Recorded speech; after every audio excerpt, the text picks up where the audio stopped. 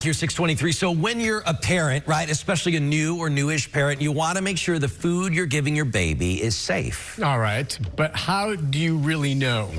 All right, we're lucky because Jennifer Krause is joining us now here to tell us. And Jennifer, I understand as a child, your favorite was sweet potatoes.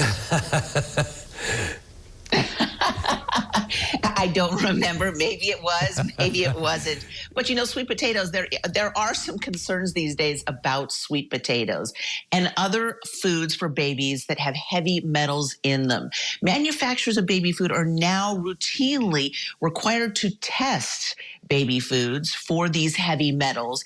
And now, after years of pressure from a lot of advocacy groups, California has passed a state law that requires these manufacturers to make these test results available to you, the public. And you can find them right here. For more than a decade, Consumer Reports has been sounding the alarm about arsenic, lead, and cadmium in baby food.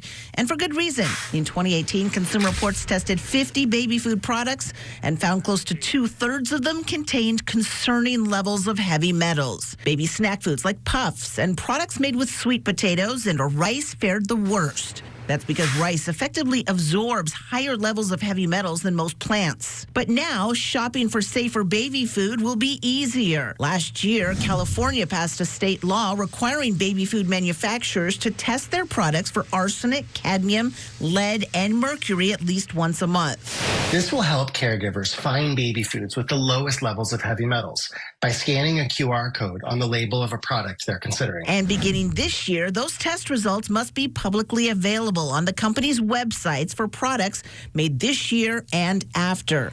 Doctors call this a major step in reducing babies' exposure to heavy metals. Infants and young children are the most vulnerable to the effects of heavy metals, and chronic exposure to even smaller amounts over time has been linked to an increased risk in learning difficulties, developmental delays, lower IQ, cancer, and other medical issues. That's why making it easier for caregivers to see levels of heavy metals in baby food while shopping can help them minimize exposure and protect their children. This law targets foods for babies and children younger than 2 years old. However, this does not include infant formula. Consumer Reports and Unleaded Kids, a nonprofit focused on addressing lead policy in the U.S., asked 30 baby food companies if they would share their past test results.